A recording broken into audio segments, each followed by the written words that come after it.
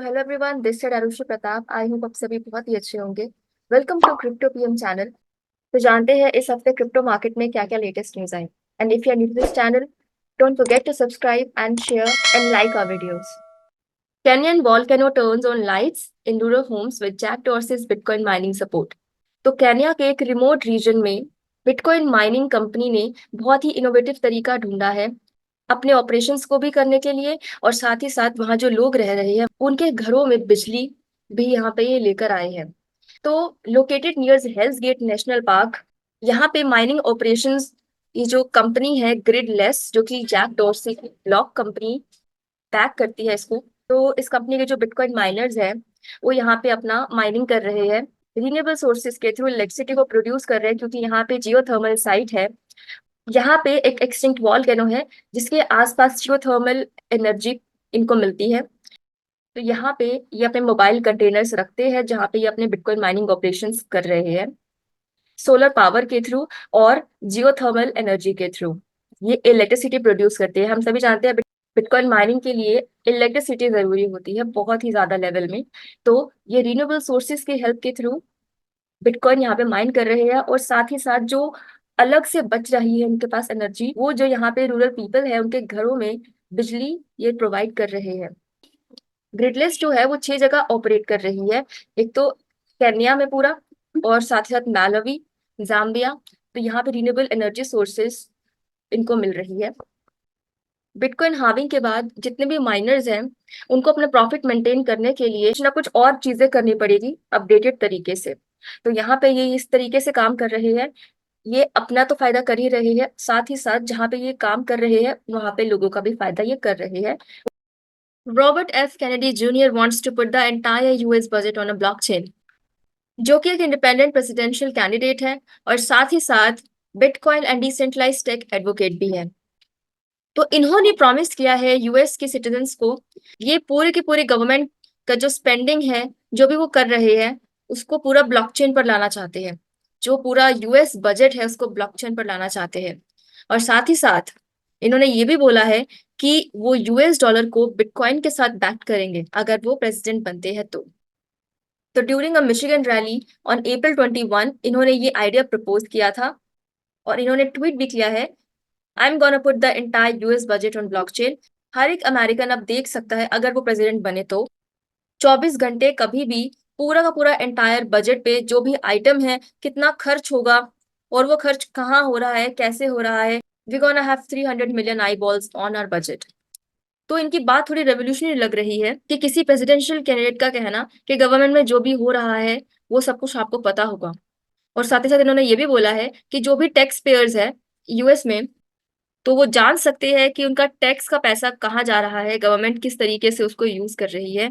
तो ये पूरी गवर्नमेंट को ट्रांसपेरेंट करना चाहते हैं और अकाउंटेबिलिटी लेना चाहते हैं। तो ये करप्शन को एंड करके रहेंगे। ब्लॉकचेन जो है वो करप्शन को एंड कर सकती है अगर उसमें सब कुछ डाला जाए, जो भी चीजें अभी तक लोगों को नहीं पता, लोगों से छुपाई जाती है। तो यहाँ पे एक बंदे ने ये भी लिखा था कि ट्रांसपेरेंट पब्लिक अकाउंटिंग जो है वो बहुत अच्छा यूज केस ब्लॉकचेन के लिए हो सकती है। बिसाइड्स द सप्लाई चेन, कि चेक्स और बैलेंसेस जो है गवर्नमेंट में वो ऐसे काम नहीं करते अगर लोग करप्ट ना हो। तो अगर ये चीज होती है तो जो भी काम कर रहा है गवर्नमेंट में वो अकाउंटेबल होगा, वो अपनी रिस्पॉन्सिबिलिटी को समझेगा।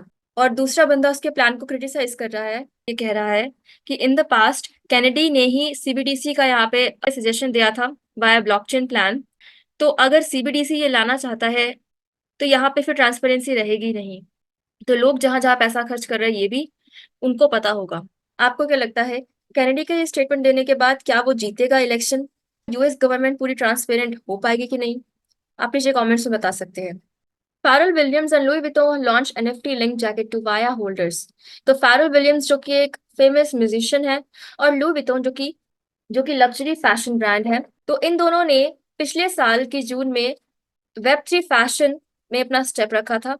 इनका एक वाया प्रोजेक्ट है, तो ये 2023 के जून में उसको लेकर आए थे। अपने लोगों के लिए, जो भी इनके यूजर्स है उनके लिए एप्लीकेशन बनाई थी ओनली वाया प्रोजेक्ट, जिसमें इन्होंने कस्टमर्स के लिए Web3 creation in the form of $41,000 digitised version अपने आइकॉनिक एलवी का ट्रंक था इनका, जिसका नाम था ट्रेजरी ट्रंक, जो कि कुछ ऐसा है। तो यहाँ पे इन्होंने डिजाइन किया था उस टाइम, और ये उनके लिए डिजाइन किया गया था who seek to travel through new dreams and new realities and collect unique creations along the way. तो ये जो प्रोजेक्ट है, अब ये अपनी सेकंड एनएफटी निकालने जा रहा है। तो पहले इन्होंने अपना आइकॉनिक एलवी ट्रंक निकाला था जिसको ट्रेजर ट्रंक बोलते हैं, जिसमें फैरल विलियम्स ने इनके साथ डेब्यू किया था, featuring the companies orange monogram speedy 40 bag, जो कि $9,000 से ज्यादा का सोल्ड हुआ था। और अब यहाँ पे ये अपना दूसरा एनएफटी जो कि वार्सिटी जैकेट के फॉर्म में होगा। तो इस लग्जरी कंपनी ने अपने लेटेस्ट डिजाइन निकाले हैं अपने वाया एनएफटी होल्डर्स के लिए, जिसमें डिजिटल वार्सिटी जैकेट इनके वाया होल्डर्स को मिलेगी। तो ये लुई विटो का फैशन शो हुआ था ऑटम विंटर 2024, जिसमें रनवे पे मेंस ने ये वार्सिटी जैकेट पहनी थी, और अब ये इसको फिजिटल फॉर्म में लाना चाहते हैं अपने वाया होल्डर्स के लिए। तो फिजिटल का मतलब है फिजिकल में भी और डिजिटल दोनों फॉर्म में। तो जो भी वाया होल्डर्स है इस कंपनी के, वो एनएफटी के फॉर्म में इस जैकेट को परचेज करेंगे, जिसका प्राइस यहाँ पे $8,000 से ज्यादा का रखा गया है। और साथ ही साथ जब ये एनएफटी परचेज करेंगे और उसी के साथ साथ इनको फिजिकल फॉर्म में उनकी वार्सिटी जैकेट भी मिल जाएगी। तो 200 ही पीस अवेलेबल है इनके होल्डर्स के लिए, या फिर जो भी लोग हैं जो इनके होल्डर्स बनना चाहते हैं। वेब 3 में, मेटावर्स में पहले तो लैंड आई, फिर रियल एस्टेट्स आए, गेम्स भी चल रही है, स्नीकर्स भी चल रहे हैं, और अब यहाँ पे फैशन भी चल रहा है। तो ऐसा माना जा रहा है कि वेब 3 की ग्रोथ हमें आने वाले टाइम में बहुत ऊपर दिखने को मिलेगी। 2031 के यहाँ पे इन्होंने एक्सपेक्ट किया है कि $4.8 बिलियन तक जा सकती है। Moving to next news, Binance to gradually cease support for deposits on BNB Beacon Chain BEP2। तो Binance के जितने भी यूजर्स हैं जो BNB2 नेटवर्क पे अपने टोकन्स वगैरह यूज करते थे, उनके लिए ये न्यूज है कि BEP2 नेटवर्क जो है ये बंद होने वाला है, और Binance जो है इस नेटवर्क के जो टोकन्स हैं वो BEP20 पे ट्रांसफर करेंगे। सब जानते ही है, BEP20 जो नेटवर्क है वो ज्यादा यूज करते हैं लोग BEP2 के मुकाबले। तो ये रीजन भी हो सकता है इनके माइग्रेट करने का। लेकिन यहाँ पे ये कहा जा रहा है कि बाइनेंस एक अपना स्ट्रीमलाइन बनाना चाहता है, BEP20 पे ज्यादा फोकस करना चाहता है। तो यहाँ पे बीएनबी चेन की जो टीम है वो यूजर्स को ये बता रही है कि बीएनबी का जो बीकन चेन है इनका BEP2, तो ये कब बंद होगा? ये 2024 के जून में बंद होगा, और Binance will stop processing deposit request. जो भी BEP2 टोकन्स की रिक्वेस्ट है, डिपॉजिट रिक्वेस्ट, वो उसे बंद कर देंगे। लेकिन जो BEP2 में बाइनेंस पे बी टोकन्स है वो यहाँ पे डिपॉजिट कर सकते हैं। तो 15 मई तक का टाइम है इनको भी, उसके बाद ये भी नहीं कर सकते। तो ये जो भी टोकन्स होंगे ये बाद में BEP20 पे माइग्रेट होंगे, वो भी स्मूथली, ऐसा इनका कहना है। Morgan Stanley considers allowing brokers to recommend spot Bitcoin ETFs to clients. Morgan Stanley, one of the leading financial institution, यहाँ पे ये रिपोर्ट किया जा रहा है कि ये अपने ब्रोकर्स को एक्टिवली रिकमेंड करने को बोल रहे हैं बिटकॉइन ETF कस्टमर्स के लिए। तो 15,000 ब्रोकर्स को यहाँ पे इन्होंने अलाउ किया है कि बिटकॉइन ETF को खरीदने के लिए अपने कस्टमर्स को ये परसुएट करे, रिकमेंड करे। अब ये जो पोटेंशियल मूव लिया गया है फर्म के थ्रू, इसकी वजह से क्रिप्टो करेंसी इंडस्ट्री में, जैसे ETF अगर लोग ज्यादा से ज्यादा लोग बाय करेंगे इनके फर्म के थ्रू, अपने आप क्रिप्टो करेंसी मार्केट का डिमांड बढ़ेगी। पहले Morgan Stanley bitcoin ETF unsolicited basis पे देता था। इसका मतलब ये है जो कस्टमर्स है जिनको BTC ETF बाय करना है, वो अपने एडवाइजर्स को बोलेंगे कि हमें ये इसमें इन्वेस्ट करना है, उसमें इन्वेस्ट करना है। लेकिन अब इसने चेंज कर दिया है, अब ये खुद ही एडवाइजर्स को बोल रहा है कि कस्टमर्स को बोलो ETF को खरीदने के लिए। अब इस वजह से इनको यहाँ पे लायबिलिटी फेस करनी पड़ सकती है, जिस वजह से इन्होंने नए रूल्स यहाँ पे बनाए हैं कुछ सेफगार्ड्स रखने के लिए, ताकि इनको भी कुछ लॉस ना हो और लोगों को भी कुछ लॉस ना हो। और उस वजह से यहाँ पे कुछ मेजर्स इन्होंने रखे हैं, जैसे रिस्क टॉलरेंस, कितना रिस्क लोग टॉलरेट कर सकते हैं, लिमिट ऑन एलोकेशन कितना ले सकते हैं, और साथ ही साथ ट्रेडिंग फ्रीक्वेंसी, मतलब कितनी तेजी से ट्रेडिंग हो सकती है। जनवरी में जब SEC ने 11 एप्लीकेशंस को अप्रूव किया था बिटकॉइन ETF की, तो जिसमें ब्लैक रॉक था, आर्क इन्वेस्टमेंट थी, फिडेलिटी थी, इन्वेस्को थी, वेनेक थी, उसमें से सबके सब जो है उन्होंने बिटकॉइन ETF अपने इन्वेस्टर्स के लिए अवेलेबल नहीं किया था। कुछ इंस्टीट्यूशन जैसे रेमंड जेम्स फाइनेंशियल और वेनगार्ड ने क्रिप्टो करेंसी प्रोडक्ट्स तो चूज करे ही नहीं थे अपने इन्वेस्टर्स के लिए। Biden's 44.6% capital gains tax proposal likely a nothing burger. US के प्रेसिडेंट जो बाइडेन ने एक प्लान इंट्रोड्यूस किया है जिसमें फेडरल कैपिटल गेन्स का टैक्स रेट जो है वो 44.6% रखवाना चाहता है, जो कि बहुत ज्यादा है, सुनने में ही बहुत ज्यादा है। इसका मतलब क्या है? जो भी पर्सन जिसको भी कैपिटल गेन हो रहा है एक साल की अगर बात करें $1 मिलियन से ज्यादा का या $1 मिलियन, तो उसको 44.6% का टैक्स देना पड़ेगा। तो ये जो बाइडेन का प्रपोजल है, अभी ऐसा कुछ भी हुआ नहीं है, यहाँ पे सिर्फ प्लान किया जा रहा है, ये इसका सजेशन है कि ऐसा होना चाहिए।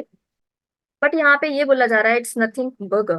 तो ये सिर्फ कभी कहने की बात है, ये तभी एक्सेप्ट होगा जब इसे गवर्नमेंट अप्रूव करेगी, ये तभी लॉ बन पाएगा।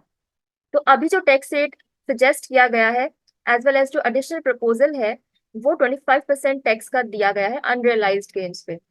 लेकिन अगर ऐसा होता है तो जो एवरेज क्रिप्टो यूजर है उसके लिए यहाँ पे दिक्कत खड़ी हो सकती है, क्योंकि ये रियल एस्टेट पे, स्टॉक्स पे, क्रिप्टो पे, सब पे लगेगा। तो 2025 के बजट में ये यहाँ पे लाने को सोच रहे हैं, लेकिन अगर इतना टैक्स रेट बढ़ जाता है तो ये इकोनॉमी के लिए भी अच्छा नहीं होगा। तो अभी कुछ भी नहीं हो रहा है ऐसा, लेकिन अगर आने वाले टाइम में ये सब कुछ होता है तो बहुत ही बुरा होगा। आपको क्या लगता है? ये चीज होनी चाहिए? 44.6% कैपिटल गेन्स पे टैक्स देना चाहिए? You can comment down. Consensus files lawsuit against the SEC over Ethereum regulation. तो कंसेंसस जो कि एक इथेरियम डेवलपर फर्म है, और आप इसे, जिसने मेटामास्क बनाया है, वो फर्म भी बोल सकते हैं। तो इन्होंने फाइल किया है lawsuit against US SEC। US SEC ने इन पे आरोप लगाया है कि जो मेटामास्क है वो एक तरह का इनका ब्रोकर डीलर है, जो कि इनके लिए काम करता है और वो रूल्स को फॉलो नहीं कर रहा है। इस पे यहाँ पे ईथर जो कि क्रिप्टो करेंसी है, उस पे बोला गया है SEC ने कि ये सिक्योरिटीज में आती है, ये कोई कमोडिटी नहीं है, तो इस वजह से इनको रूल्स फॉलो करने पड़ेंगे। जो CFTC है, कमोडिटी फ्यूचर्स ट्रेडिंग कमीशन है, उन्होंने ये बोला है कि ईथर कमोडिटी है, सिक्योरिटीज में नहीं आती, मतलब स्टॉक्स वगैरह नहीं है। कमोडिटी में इसलिए आती क्योंकि आप ईथर से कुछ भी खरीद और बेच सकते हैं। तो यहाँ पे SEC को ये बात समझ नहीं आ रही है, और इस वजह से कंसेंसस ने यहाँ पे लॉसूट फाइल किया है यूएस SEC के खिलाफ। बात करें अगर मेटामास्क की, तो मेटामास्क कोई ब्रोकर डीलर नहीं है, कोई ब्रोकर नहीं है जो कि किसी के बिहाफ पे बाय और सेल करता हो। वो सिर्फ एक टूल है जहाँ पे लोग अपने क्रिप्टो करेंसीज को रख सकते हैं, मतलब एक तरह का बैंक अकाउंट जहाँ पे आपकी क्रिप्टो करेंसी सेफ रहती है। इसका मतलब ये नहीं है कि मेटामास्क का हक है आपके क्रिप्टो करेंसीज पे। तो कंसेंसस ने यही बोला है, मेटामास्क एक टूल होने की वजह से कोई ब्रोकर नहीं है, और उसने कोई भी रूल ब्रेक नहीं किया जिसकी वजह से ऐसा कुछ मेटामास्क को बोला जाए या फिर इथीरियम को बोला जाए।